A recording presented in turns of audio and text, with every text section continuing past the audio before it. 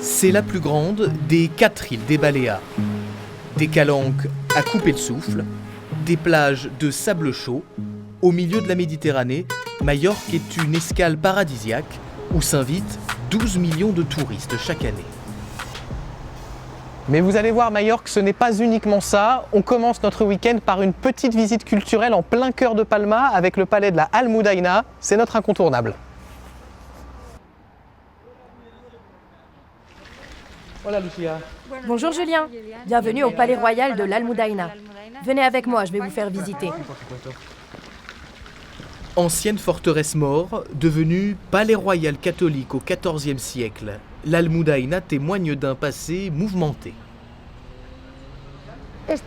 Cette tour, que l'on appelle la tour de l'espoir, c'est le passage secret que pouvait utiliser le gouverneur musulman de l'île pour s'échapper.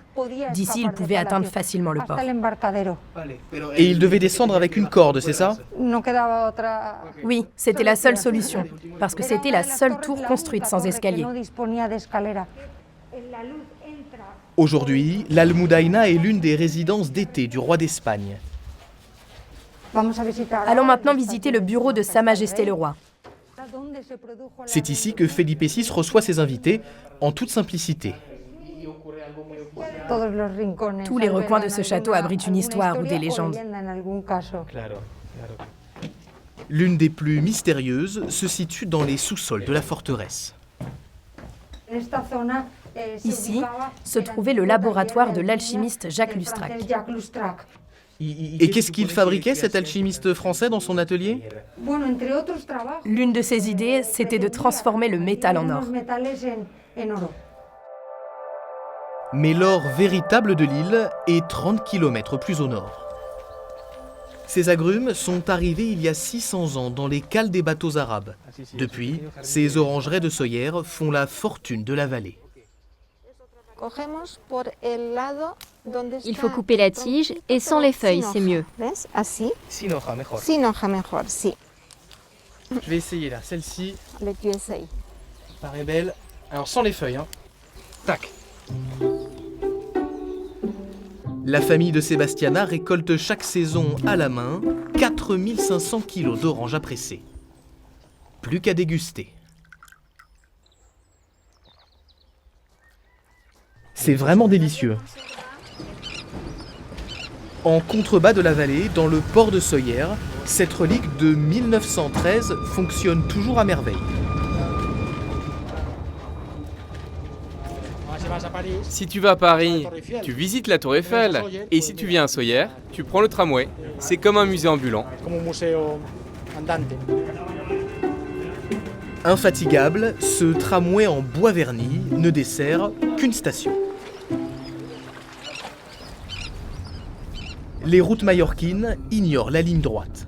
Ici, 1 km à vol d'oiseau équivaut à 10 en voiture.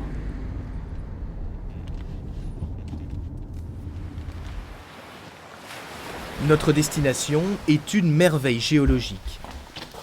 Les grottes du Dragon s'étendent sur 1,5 km à 25 mètres sous terre. Les bergers amenaient leurs brebis ici pour qu'elles se reposent. Et quand l'une d'entre elles disparaissait, on disait qu'un dragon l'avait mangée. Pour les visiter, un seul moyen, se laisser glisser sur les eaux d'un lac souterrain.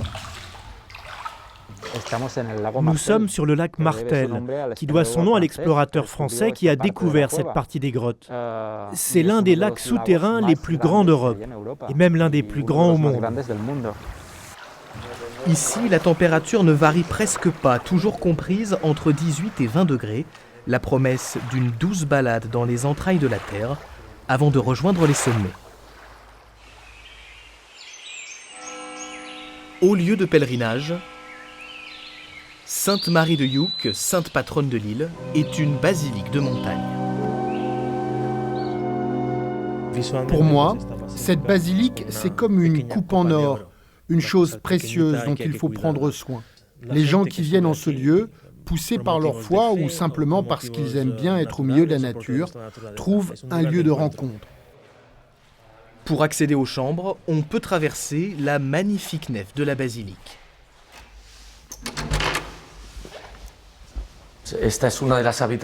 Avant, on accueillait les pèlerins ici. Et aujourd'hui, ce sont des chambres d'hôtes. À partir de 20 € la nuit, Regardez cette vue merveilleuse. vous dormirez dans ce havre de paix. Non, vous ne rêvez pas, vous êtes bien au ciel. Bienvenue au paradis. Profitez de ce moment, il est unique.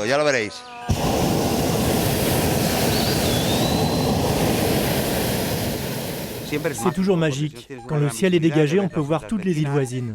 La montgolfière vous apporte une sensation de paix, de tranquillité, une impression de flotter dans le ciel.